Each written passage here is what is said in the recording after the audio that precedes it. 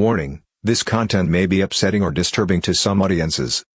He'd snapped both his legs straight off in the fall, causing his splintered shins to impale the soil like a couple of organic javelins. Doctors and nurses, what's the worst thing you've seen on the job? We asked a buddy of mine from medical school what is the worst thing he's seen so far. His answer: I was interning and a middle-aged prostitute came in. The chick complained of a rash. The doctor asks her to lift her skirt and he finds a flaming genital herpes breakout in her vajayjay. He treats her and the doctor decides to look her over more carefully. When he tried to lift her shirt, she resists. He talks to her for a bit and she finally allows him to look. Lo and behold, he finds a hole in her stomach with herpes all over it and inside. The chick was letting Johns have sex with her colostomy hole. A homeless paraplegic woman was brought into the ER for pneumonia. We had to strip off all of her dirty clothes and put her in a hospital gown. As I took her pants off, I noticed a cockroach, which I thought was weird. As we took her panties off, out came the swarm. Roaches had nested in her vagina and she couldn't feel it because of the paralysis. Nursing student here, had to insert a catheter into a pretty obese lady, saw a black string hanging from her vagina. I asked her if she had a tampon in and she said, "Oh, I hope it's not still there." I ended up having to pull it out and the stench will be with me forever. Not to mention the white pus and brown slime covering a now black tampon. Apparently she hadn't had a period in months, so who knows how long it was in there. My sister, gynecologist, told me this one girl comes to hospital, complains that she's unusually smelly down there. Sister takes a look, sure enough there is something not right there. Upon further inspection my sister notices there is an object deep inside her. "Sister, there seems to be something stuck inside your vagina, do you know what it could be? I'm going to take it out." Patient: "No, please don't touch that. It's the cap to my deodorant. I'm keeping it there as a contraceptive." Sister: "What?" RN for 15 plus years. Puke, poop, pee and infected wounds are common and rarely even bother me anymore. I've seen some nasty stuff over the years. Too many to remember, and to be honest I hope not to remember most of these. But they won't go away. Number 1. Burn victim, had his face, ears, eyes, nose burned off. Yet he could still communicate by nodding. Poor guy. Don't know if he lived or not. The smell of burnt flesh was still there. And wow. Doing wound care was an exercise in sadism. Number 2. Heart surgery patient, things went bad in the OR and basically the upper lobe of this guy's lung migrated out of the ribcage. Basically think of a balloon you can see inflating and deflating under the skin of the guy's chest. The visual aspect wasn't so disturbing, but I was asked to assist in suctioning the patient. It was my job to hold the lung, kind of put pressure on it. The feeling of that lung expanding under the pressure of my hands is something I doubt I'll forget. And you'd be surprised at how strong that lung is when the patient coughed. I had to put some moderate pressure to the site. Number 3, morbidly obese patient who asked for assistance wiping her butt after pooping. I asked how she managed at home by herself. I use a towel between my legs and pull it up and down. A different morbidly obese patient told a coworker that she had her daughter wipe her butt for her. Some people. Number 4, flesh-eating bacteria patient. When I saw this guy he was almost dead. He had his leg amputated up to the hip socket, he had most of his right abdominal wall removed as well. I did wound care. It was crazy taking off all those bandages, and when I peeled back the last layer, well, that was an anatomy lesson right there. This case bothered me for 2 reasons. 1, the obvious damage to the body. Secondly was how fast the infection progressed. I took care of this guy 7 days after his initial wound, which was a scratch on his leg while out walking in his fields. Get scratched. 7 days later you're basically dead. Life is fragile. Number 5, homeless dude brought into the ED. Nurse removes his clothes and what do they find? Maggots. Yes. Maggots living under this guy's jeans. Number 6, a poop story for you all. I won't forget this guy. He lived, but for 3 days I thought he was going to die any second. Bottom line is this guy had emergency surgery, had massive blood loss and low blood pressure for hours. Like I said. Thought he was a goner, but he lived.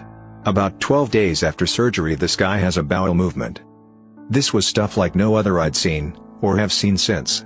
First the visual, it looked like translucent worms. Chunks of translucent worms. But nothing else. I assumed it was the intestines shedding a layer of skin. No fecal matter. Now the smell. Well, After working in a hospital for 10 plus years you smell all kinds of foul nasty stuff. Yes, it bothers you, but you do get used to it.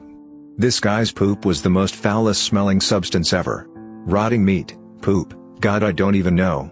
All I know is that was the first time and last time I've actually puked in my mouth from doing my job. Number 7, now a humorous poop story, was working night shift, busy as hell and had this elderly lady that wanted to get on the commode. I helped her on it and gave her the call button to push when she's done. Well, time goes by and I realize it's been an hour so I go check on her. She isn't done yet. I check on her 30 minutes later. Not done yet. Check again 30 minutes later and she's done. I get her back to bed and go to empty the commode and what do I see? 10 to 15 perfectly round poop balls. The balls were the size of ping pong balls, yet perfectly round. That was unusual, but being busy as hell, I didn't even question it. How the hell do you have perfectly round poop? To this day I don't know but it still gives me a laugh.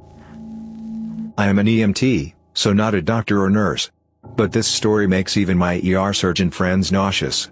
A few years back I got a call over my radio saying that there was a trapped woman in her home who needed medical assistance.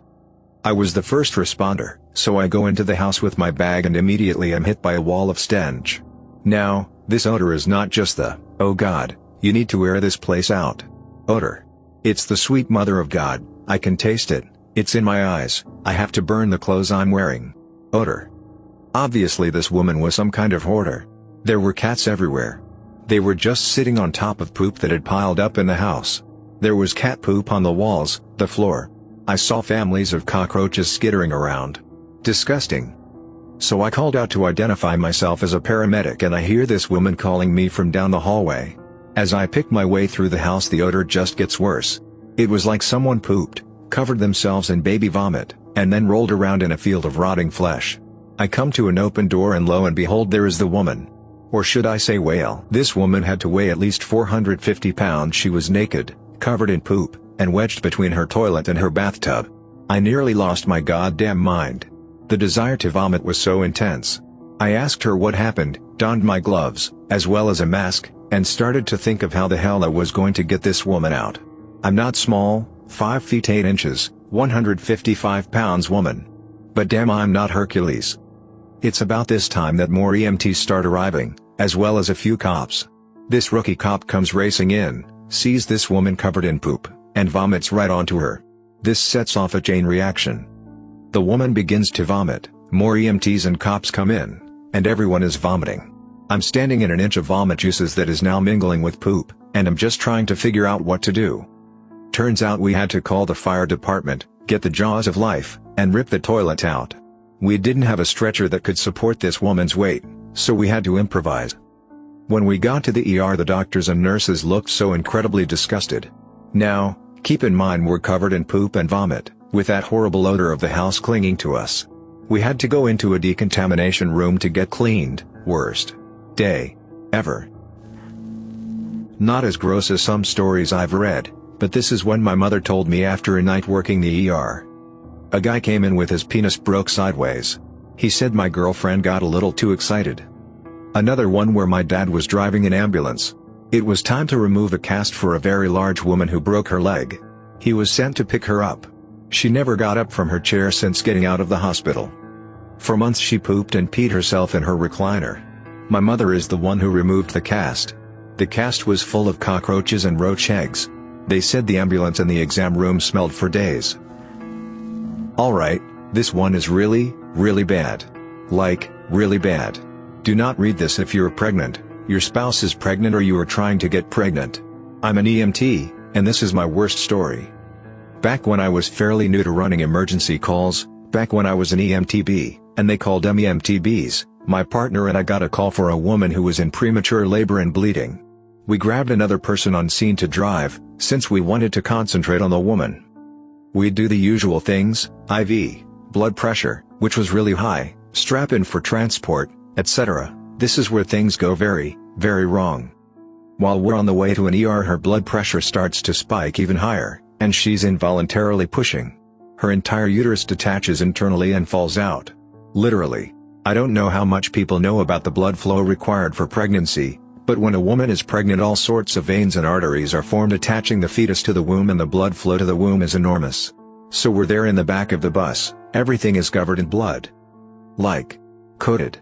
There's a pool of blood on the floor we're splashing in.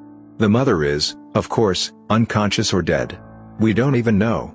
The only thing we could do was basically put the womb back in the woman and hold pressure until we got to the hospital. Obviously, neither the woman nor the child survived. And we literally had to remove blood from our rig for 8 hours. The entirety of our remaining shift. It even coated the ceiling. And that's my worst story. Nothing has ever topped it, and I don't think anything ever will. I'm really happy I don't have nightmares, because I know my partner did. A friend who is a field medic in the army told me this story. While he was in training at a military hospital, they would provide free medical attention to civilians that couldn't afford it on their own. He said that a black woman in her 70s came in with what turned out to be a prolapsed rectum. But that's not the interesting part. When they went to roll her onto her side, one of the guys grabbed her arm and it just flopped freely like it was just hanging on by skin. They freaked and said, "Are you okay? Does that hurt?" She replied, "Nah, that's no big deal. I just have a bad arm." As it turns out, when she was 16 years old, she fell down and completely dislocated her shoulder. They didn't have access to medical attention, so she just lived with it like that for 50+ years. She just conceded that she would never use that arm. He said that it could have been reset very easily without surgery, if they would have taken care of it when it happened. This story makes me so sad every time I think of it. A friend of mine worked in a psych ward. On a night shift, a guy jumped from the second floor, not sure how he got out, I never asked. The nurses ran out, and was surprised to find him standing on the lawn outside. He was screaming his throat out, but was still standing upright for some reason. As they got closer, they realized why. He'd snapped both his legs straight off in the fall, causing his splintered shins to impale the soil like a couple of organic javelins. My friend still shudders when referring to the blood, the creaking of the bones, and the screaming. Thanks for listening to Radio TTS. Hit the subscribe button and activate the notification bell for more videos like this. And by the way, well done for making it to the end of the video. Please share your own disturbing medical stories in the comments below.